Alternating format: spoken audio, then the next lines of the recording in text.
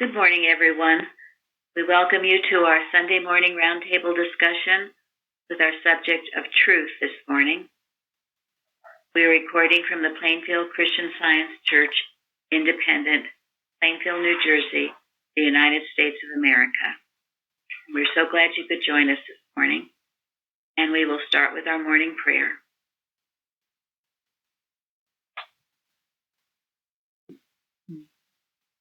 I'm reading an excerpt from a prayer in the addenda of Collectania, page 30.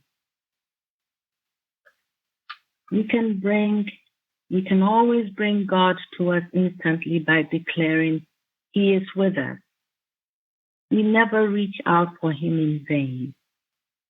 God has ordained for us all good, and He will remove our sins from us as far as the east is from the west when we want to give them up.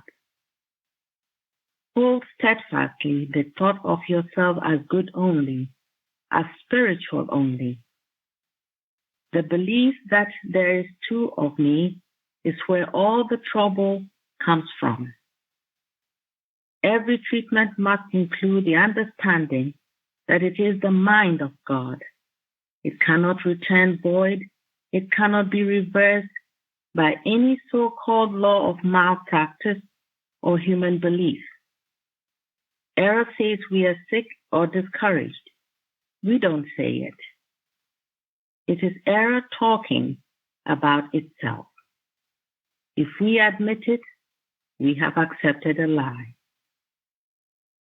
Truth says, I have perfect eyes, perfect heart, perfect limb, etc.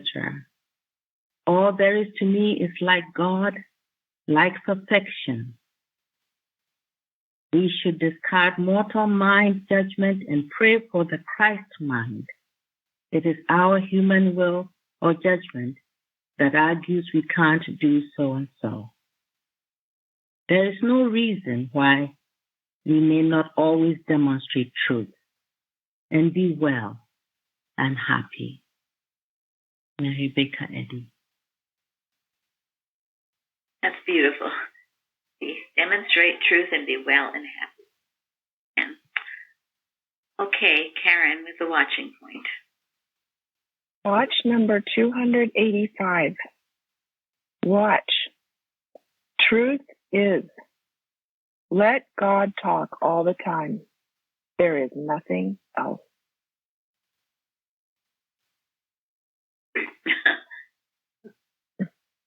Comment?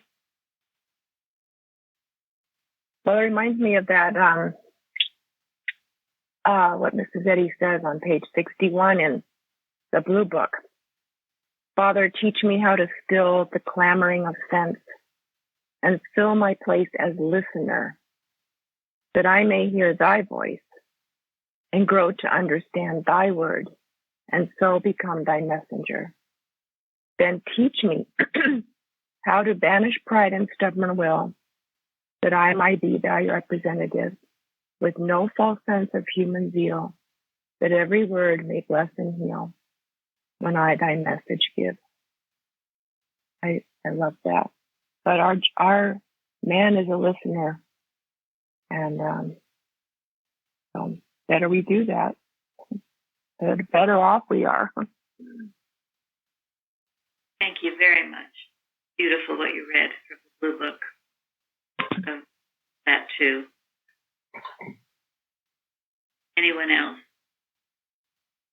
I've been very grateful to find that God is talking all the time. And I'm grateful to science for teaching me how to listen and be that expression of soul. That's a wonderful blessing each day. So how do you listen? Well, I often get up in the morning and I try not to have any preconceived notion of what I need to do in the day. Just continually go in prayer and ask, well, okay, what's next, Father? What's next? And that has been a very life-changing thing, because before coming here, I frequently thought I needed to gather all the variables and weigh them and figure them out. And of course, you can never do that enough. So to let go of all that feeling and know that there is no variableness in God, it's been excellent, wonderful. Thank you.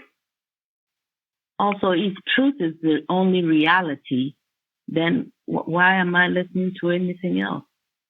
Yeah, that's it. Everything I was listening to before was human imagination. So learning to shut that down has also been good.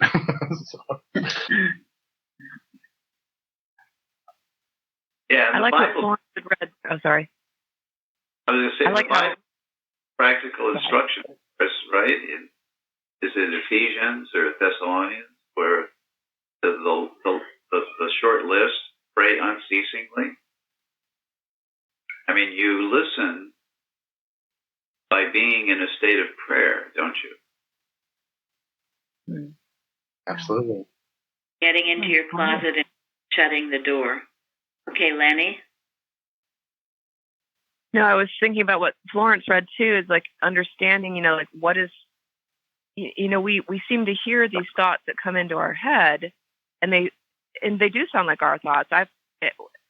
There's been some mornings when I've woken up and something from the day before, will come. It's like, well, I felt this way, or I did this, and it'll be something negative. And I'm like, wait a sec, that I is certainly not me talking. And that really rang true to me when it was read by Florence. There's not two eyes.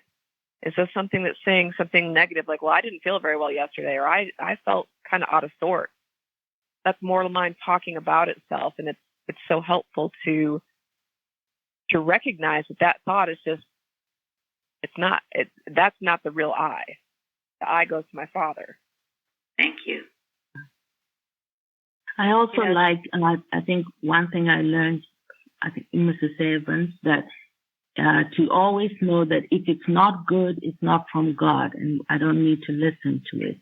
That's been very helpful. If it's not good, not from God, sorry. Thank you. Yeah, that simple rule she gave us. It is helpful. This listening is so important. Watching point is so important because truly that is how you demonstrate your oneness. It's the Father always talking to you and feeling of oneness. He's telling you what to say, do, everything. And you have to have that quiet center in you always, even in a crowded room with a lot of people, that poise, that listening, it will never steer you wrong. And I know for many people it's hard, as Lenny said, it's hard to know, well, what voice is talking. So it takes some practice. And it does, as Karen read in that beautiful statement from Mrs. Eddy, it does take the silencing, the clamoring, the human will. And I've had people, they write me all these things they're knowing. I'm knowing this, I'm knowing that, I'm knowing and there's no room for God to say a word in that. And even if it is all truth that they're knowing, just be still. Know that I am God. Just be still and listen. It must be practiced. And, well, I find usually in the early morning is when my thought is clear from the clamor of the day, many things will come to me that I need to know. And Mrs. Eddy has said, sometimes if you need to know something, to pose the question at night before you go to sleep. And in the morning, it works. Try it. So develop that skill of listening. Most also important. In Bignell Young's Day, his article, he says, you have not a thing to do but be clear in consciousness so that mind may unfold. And that's helped me too. Yes.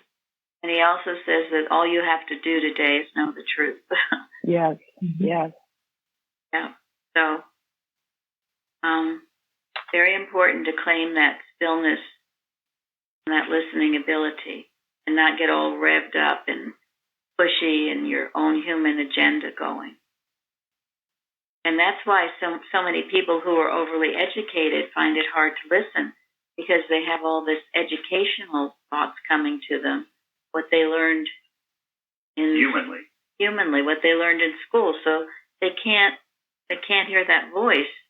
It's got to all be unlearned, just as Paul said, count it all dung. Harry's favorite quote.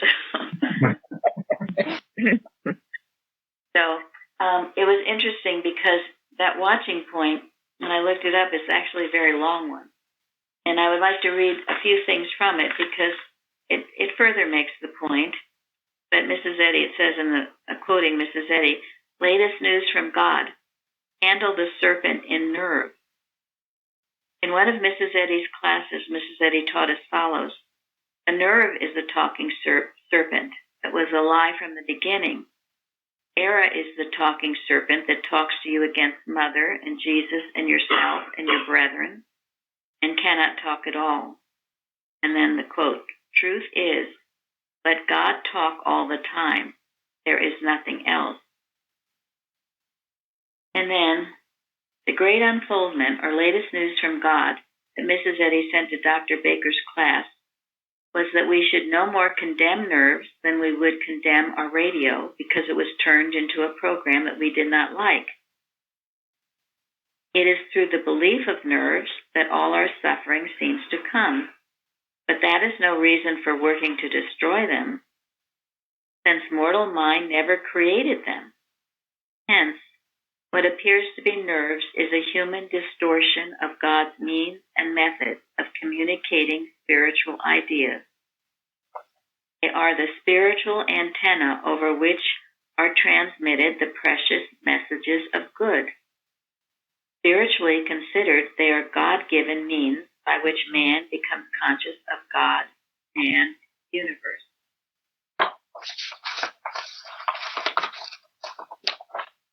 Human belief of nerves to what they and if you know this and are working with this, because human belief is that they transmit pain or pleasure, but no, there are ways to hear God's patience. And then also this, the world of mortal belief malpractices on food just as it does on nerves. This malpractice is the talking serpent that must be handled.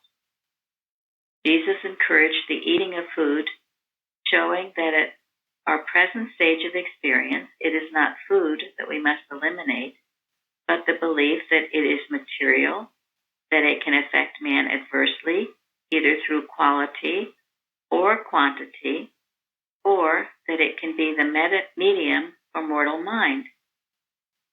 If God is not absent from the blessing he bestows, then we must never consider that his goodness and love are absent from the food he supplies to his children. I think that's beautiful. He must never consider that his goodness and love are absent. You must never consider it. Even as you eat your food, the food is from God, and he's with that food. He blesses it.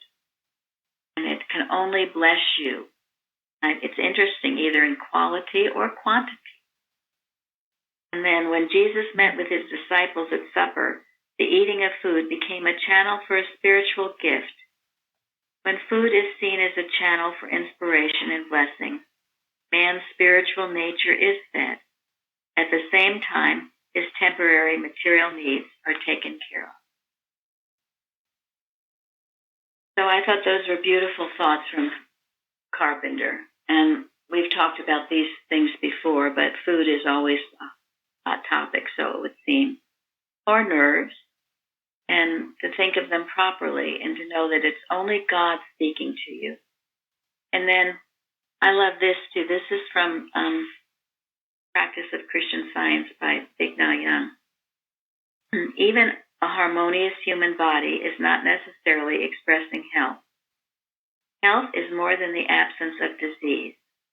Health is the eternal state of spiritual being. Health is the eternal state of spiritual being. It has nothing to do with matter. It has to do, again, with your being in God, your spiritual being. And it actually has nothing to do with your body. Which is why you can't look to your body to see if you're healthy or not.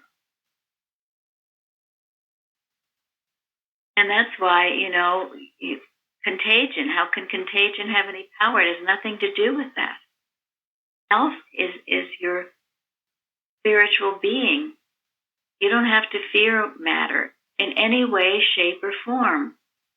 You're the master of it. You have dominion of it. And it's so important to go about your day like this. That's why in the first citation of the responsive reading, it says a man can receive nothing except be given him from heaven. Heaven is spiritual state of consciousness. Thank you. Yes, that goes right along with that beautiful statement in the responsive reading. You can receive nothing unless it comes to you from heaven. But you need to know that all the time. And when something seems to come to you that doesn't seem from heaven, then it's just a, and you can turn around the picture and see through it, see the truth. You can, as it says in the Bible, resist evil and it will flee from you. This is a beautiful, an excerpt from a beautiful article that Carrie sent. Being, not seeming. Because this being is listening God. This is the being. And as Florence mentioned, the beautiful statement from Mrs. Evans, that if it's not good, it's not from God. So it says, twice daily the Pharisee repeated the great commandments. Thou shalt love the Lord thy God with all thy heart, with all thy mind, and love as thyself. But, see, and this is, you can say all these things to yourself over and over and over in 2 cents. And it says, but he carried with him a stone ready to throw at those whom he deemed less righteous than he thought himself to be. On the other hand, looked compassionately at the multitudes who thronged him, and he lovingly healed them. Then there was the Pharisee who bandaged his eyes to protect his gaze from the contamination of others. But Jesus fearlessly looked upon the sinful beliefs of the world, and knowing their nothingness, beheld in the radiant reality of God the godlike man, untouched by mortal seeming, and thus the dream of the senses, whether sin, disease, or death, that became to him what it truly was, nothing. Again, the Pharisee went stumbling through the streets to show his humility, while Jesus, realizing the glory and the sublimity of God, forgot himself in the wonder of his vision, in true humility, acknowledging the glory of God's presence. In these two polar extremes of religion, we have the difference between seeming and being. For one is an imitation, and the other is real. One is small and mean. The other is of infinite magnitude and beauty. One is mortal, the other eternal. So with our gaze resting on the wonderful Counselor, the Prince of Peace, we can everlastingly be grateful to Miss Betty for giving us on page 468 of Science and Health, that scientific statement of being, an understanding of which saves from mortal seeming. Therefore, to use Paul's words, let us keep the feast, not with the old leaven, neither with the leaven of malice and wickedness, but with the unleavened bread of sincerity, truth. So listening to God, that's Jesus, that's his example and Eddie's example. That's the being. The other is seeming. You can say all the words, you can say, I know this, I know that, I know this, and then you act on an unloving or mean thought about your neighbor. No, not it. So we're ever on guard to anything that would lead us astray. This voice and our listening ear, Mrs. Eddy describes it as a ready ear for the overture of angel. Have that ready ear and be a listener. All right. Thank you for that. I just wanted to say that section on, what it said about Christ Jesus reminded me of retrospection and introspection, where Mary Baker Eddy said how he had holy humility, unworldliness, and self-abandonment. I think of that every day. That's such a beautiful. It is. It practical. is. Yeah. Each day we get an opportunity to do better than the day before. Express that Christly love. Have that ready ear for the overture of angels. Several years ago, on the forum, was Elizabeth from Georgia who wrote about leaven. Now we're going to get into the leaven. This is such an interesting lesson on that. And I always loved what she found and wrote to me, because it was explained a lot, things I hadn't really understood. And she's quoting, "And when the disciples were come to the other side, they had forgotten to take bread. Then Jesus said unto them, Take heed and beware of the leaven of the Pharisees and the Sadducees." So the definition of leaven in the 1828 dictionary: anything which makes a general change in the mass generally means something which corrupts or depraves that with which it is mixed. And then the idea is that leaven passes secretly and silently through the mass of the dough. So Jesus was instructing his disciples to be on guard when hearing the doctrines of the Pharisees and Sadducees, who espouse the inventions, traditions of men and lack the spiritual sense of the Scriptures. He compares their doctrine to leaven because they sought secretly to infuse their notions into the minds of men, and which, imbibed, spread their infection and made men sour, morose, rigid, and ill-natured, and swelled and puffed them up with pride and vanity. That's from Gill's exposition of the Bible. He advises each disciple to look about them, to watch, lest they should be infected with them. What a great lesson to be watchful of the pervasive and secret workings of animal magnetism. The disciples at first did not understand his meaning. So, that's one form of leaven, right? Leaven of the Pharisees and Sadducees. That's not a good one. But it'll work on you if you're not watching your thinking and making sure you're listening to the overture of angels. Otherwise, just the emotion, everything of the day will wear you down, and pretty soon what happens? You begin rigid, ill-natured, morose,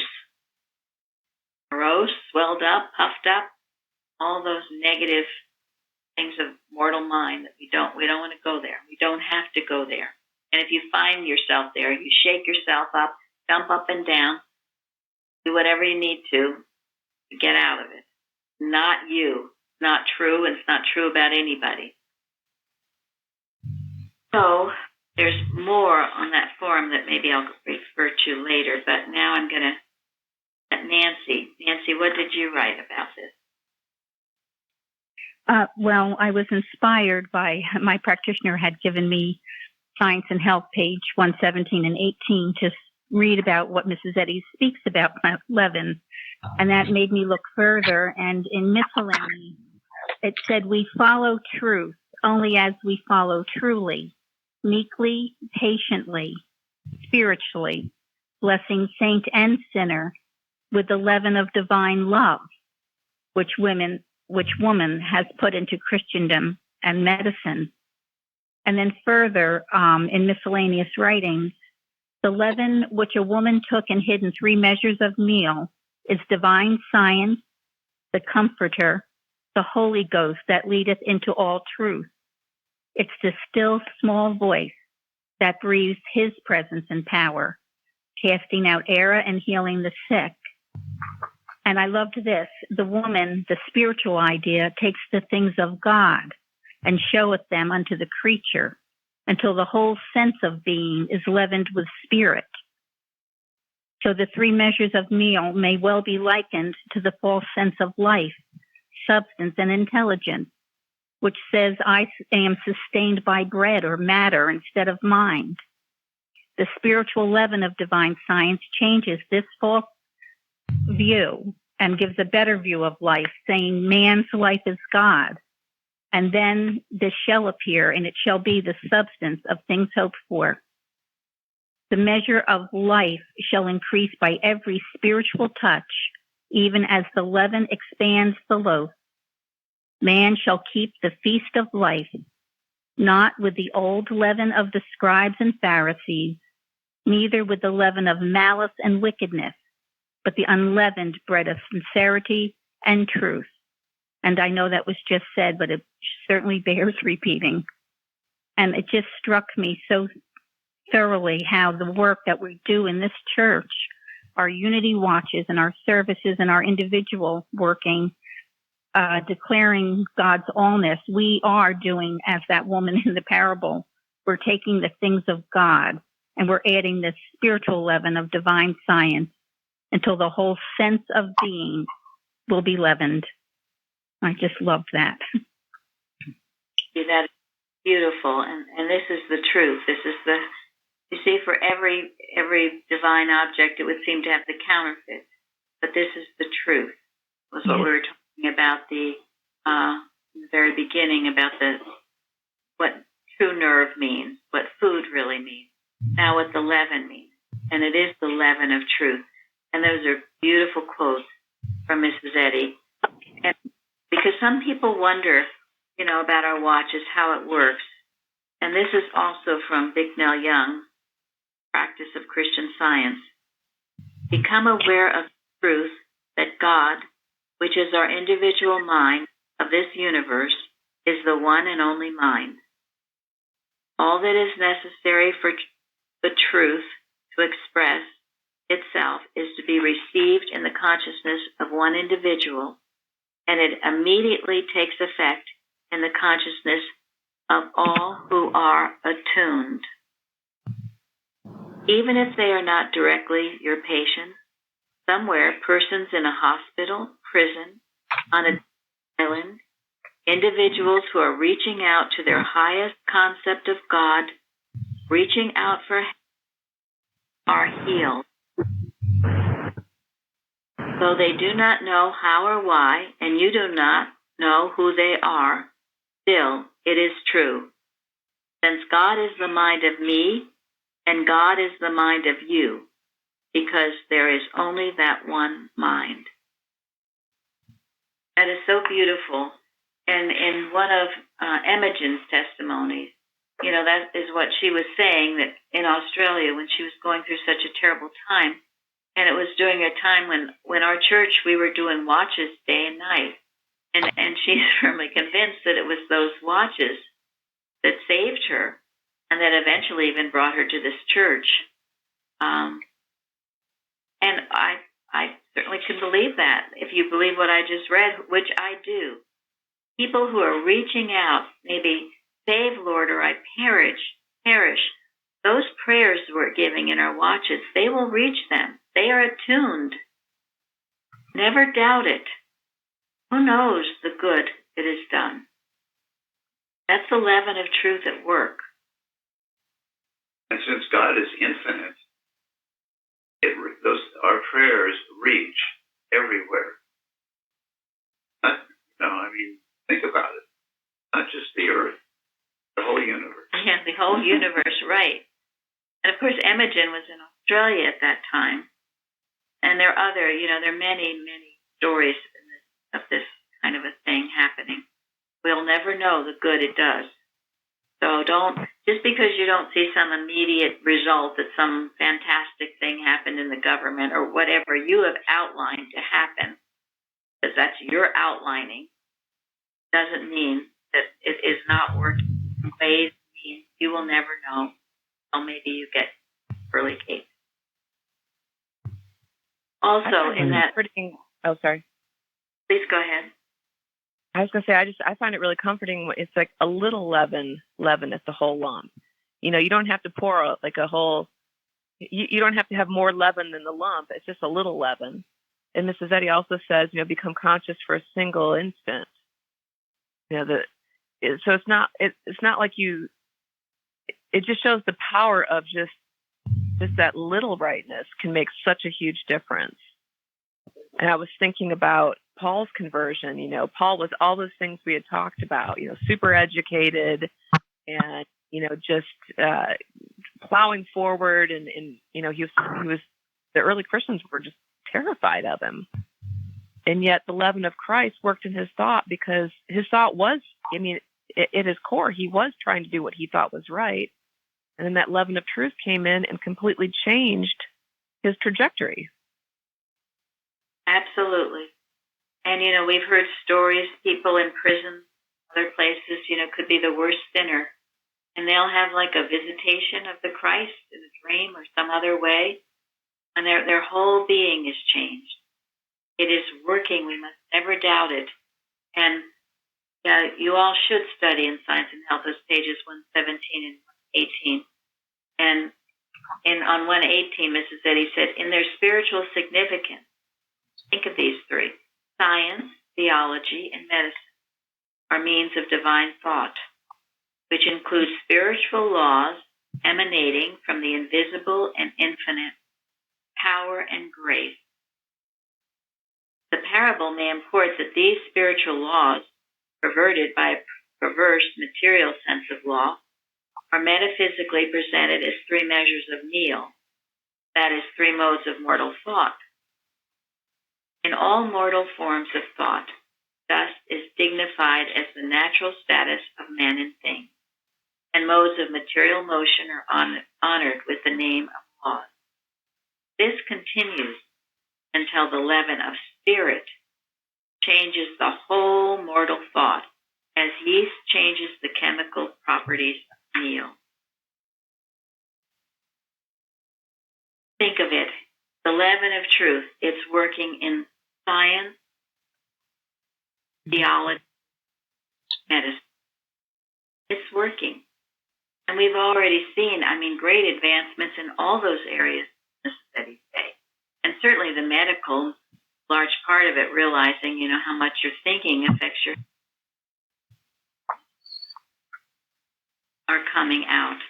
And it is why, that beautiful statement that Florence found years ago, where Mrs. Eddy said, when materia medica becomes so organized, healing in Christian Science seems almost possible. Don't work on the building of churches, but what? Science and health. Make sure science and health goes out to everyone. Every time you read it, every time you study it, it's going out. And it is. You're taking it into thought, and it is going out. Why we must treasure it and value it. And it's interesting, Imogen's testimony Wednesday, the distance she got to reading a few pages chronologically each day. And to that, we add Proseworks as well, because Proseworks is very important too. Those three books, and they must be those three books: the Bible, Science and Health, Proseworks.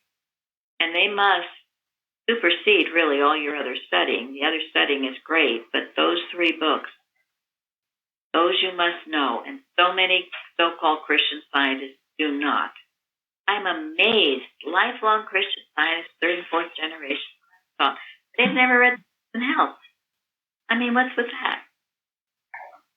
They've read the lesson, but they haven't read it through.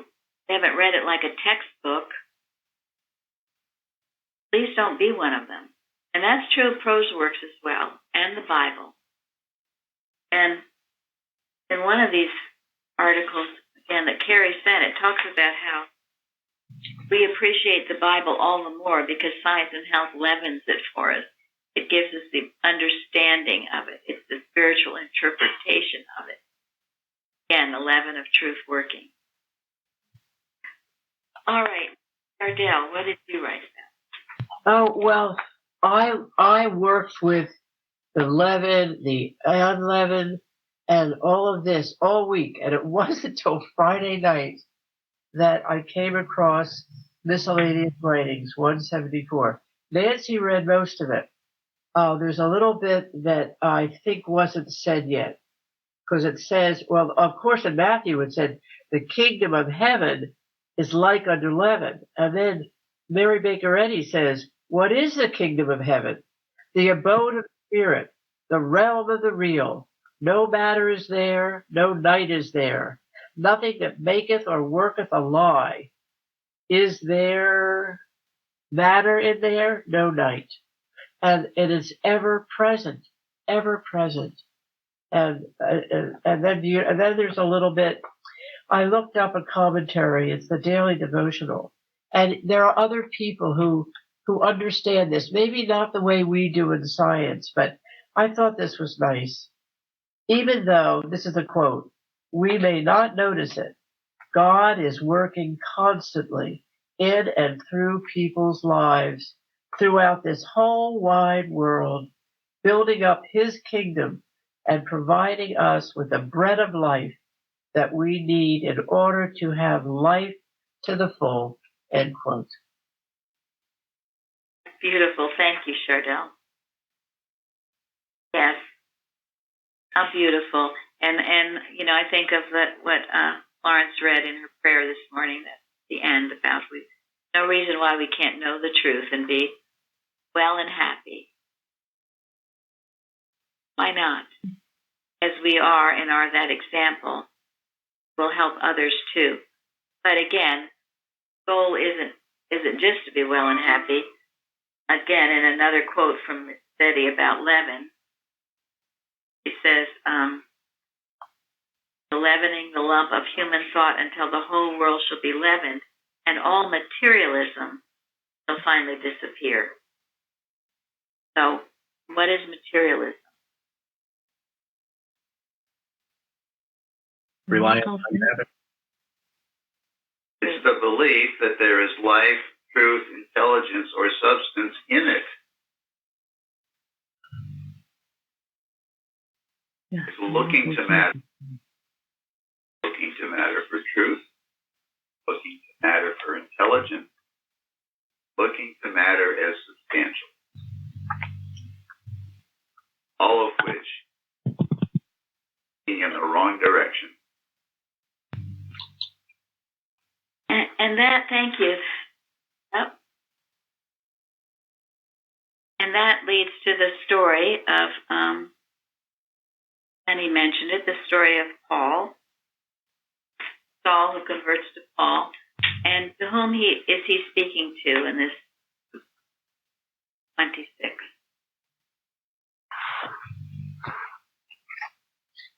It's my understanding that he was taken before the court, and I think there was a King Agrippa that he was speaking to, but I don't know how to say his name, Festus or something. Festus, thank you. Was also a leader. He was recently had replaced another Roman leader, and he was trying to impress the Jewish leaders. So he was kind of giving Paul a hard time, but neither one of them, as Jeremy mentioned earlier, could come up with anything substantial that Paul did. And Paul was saying, look, I was talking about my experience. I was following God's commands, and they want to kill me. And so he ended up, he wouldn't back down. So the option was to go up to, I guess, Rome, and that's where he was, and in their court. And so they were trying to find a way to find accusations they could give Rome when Paul went. I mean, they were having a very hard time figuring it out. But I love how Paul just keeps telling his story. And there's one point, I think King Agrippa says, you're trying to convert me, but not now. But I thought it was actually quite interesting. It touched me how when Paul was speaking, that actually was leavening King Agrippa's thought, and he could feel it. I mean, how could you not feel what Paul was expressing and have it and not affect you? And but unfortunately, they were trying too hard to please the leaders of the Jewish community who were anti-Paul at the time. Paul having the mind of Christ seemed crazy to them. Yes. No, I think I ever noticed that before when Festus said with a loud voice, Paul, thou art beside thyself. Much learning doth make thee mad. And he said, I'm not mad, most noble Festus. See, he was still polite, but speak forth the words of truth and soberness. I thought that was, I don't ever remember reading that before. It's just beautiful. And I didn't know much about Festus or hadn't thought too much about it, but yeah, he was a governor of Judea. And it says, again, Carrie sent me this article called An Appeal to Caesar. And in that article, it says that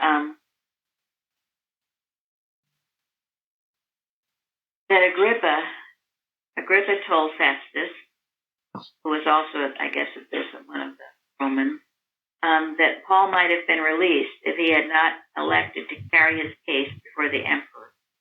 Because he said, before the aggravation of envy and hate of mortal mind, I appeal unto Caesar.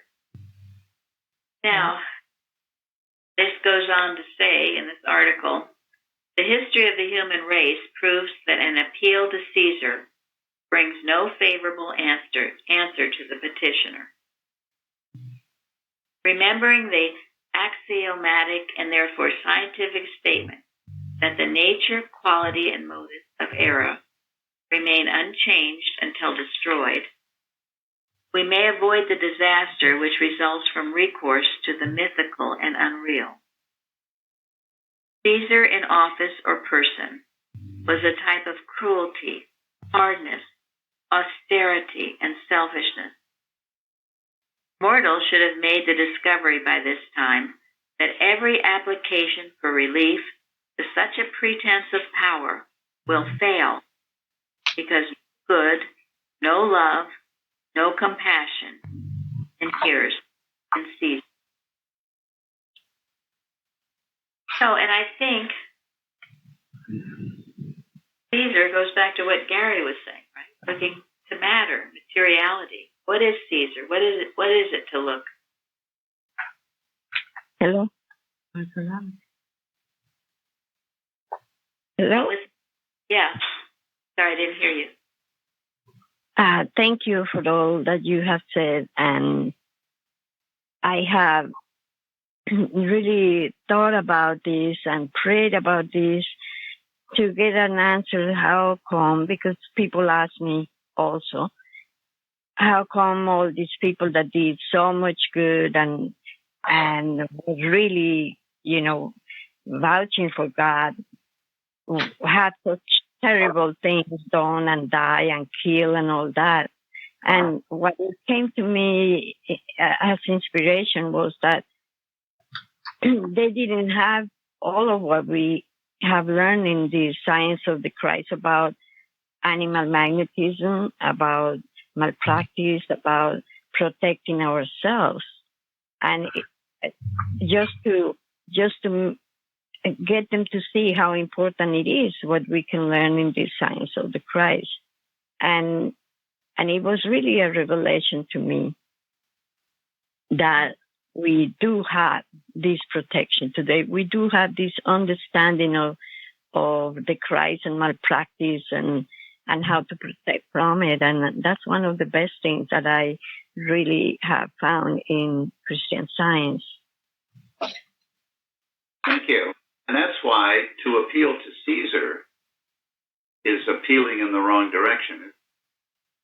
To appeal to a human office or a human anything. The appeal should always be to God, to the truth. And let the truth determine how it happens. And that's where, again, listening, because you can't outline what God might say to you. He can tell you to do a lot of different things. It might not be what you think he's going to tell you. Some scientists get very willful in what they think God is telling them. Got to have, as Tony said earlier, no preconceived notion. Listening and open. I will listen for thy voice, lest my footsteps stray.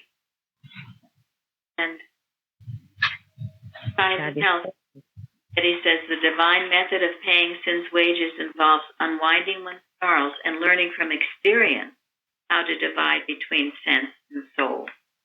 So, you learn from experience. Listening ear is gained from experience. Might make from your mistake. How you develop it more and more. Always done in quietude. Either suffering or science. How we learn. Yes, thank you. Yes. And that is in the lesson this week, and one we quote a lot. And that's why the suffering experience can be a great blessing. Because you'll learn from it. You'll reap the fruit from it. You'll learn. It should raise you up higher. It should defeat you in any way, but make you better and stronger, even if it was a rough experience. Gather what you've learned. Gather in the harvest what you've learned. Stay with it. You'll grow and learn even more. And I like, too, because this is important to know, it said in the lesson, a wicked mortal is not the idea of God. He is little less than the expression of error. To suppose that sin, lust, hatred, envy, hypocrisy, revenge have life abiding in them is a terrible mistake. Life and life's idea, truth and truth's idea never make men sick, sinful, or mortal. So, peacock, when scientists, when there's something very wicked going on and, no, he's a child of God. Well, no, he's not until he stops acting wickedly. You have to prove it. Then you can say it.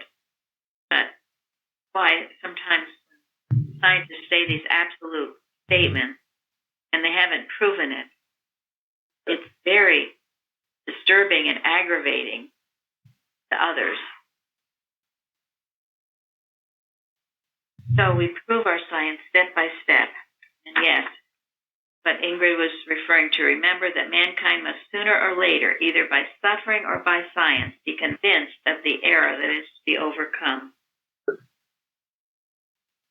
And the last statement in the Science and Health, ages pass, but this leaven of truth is ever at work. It must destroy the entire mass of error and so be eternally glorified in man's spiritual freedom. So, it must do this. It is doing it. We can know it is doing it and rejoice in the fact it is doing it.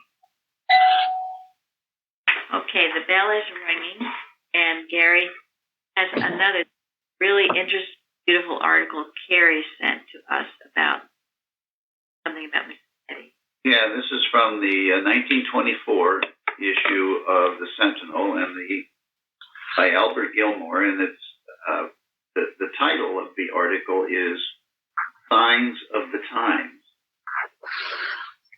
And it reads, the century has scarcely run its first quarter, yet the thoughts of men have been immeasurably quickened in the acceptance of spiritual truth through the wide dissemination of the teachings of Christian Science. The leaven of truth is changing the trend of thought to an incredible degree. A recent incident is of special interest to Christian scientists because of the extraordinary recognition of our leaders' works and a certain historical significance attaching thereto. In 1759, Benjamin Franklin, then resident in London as representative of the American colonies, placed in the hands of the Society of Friends 100 pounds sterling to accumulate for 150 years, with the provision that thereafter, at the discretion of the trustees, awards are to be made from time to time for the most valuable contribution on the subject of curing disease, but particularly in relation to surgery, the nervous system, and the part mind treating has in the recovery and preservation of health. Announcement has been recently made of the first awards from this fund. Minor recognitions cover the first two phases of the subject, but the major prize goes to an American author of a book entitled Mental and Spiritual Healing.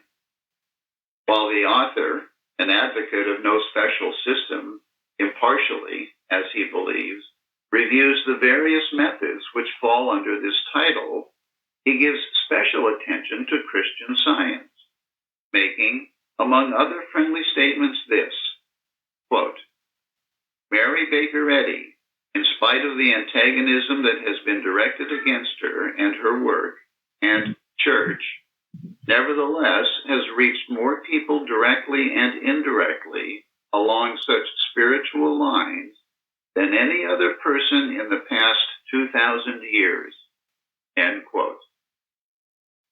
Here is a recognition, rendered under unique circumstances, of the good works established by our beloved leader. The incident takes on added interest when it is recalled that Benjamin Franklin expressed his firm belief in the efficacy of mental healing. And while there is no evidence to indicate that he ever glimpsed spiritual healing as taught in science, he no doubt recognized something of the mental cause and the possibilities of the mental cure of disease. End quote. So isn't that interesting and wonderful? Yes. Eddie getting due recognition. Excellent. So, well, thank you all so much for joining us today. Thank you. Thank you. Thank you so much.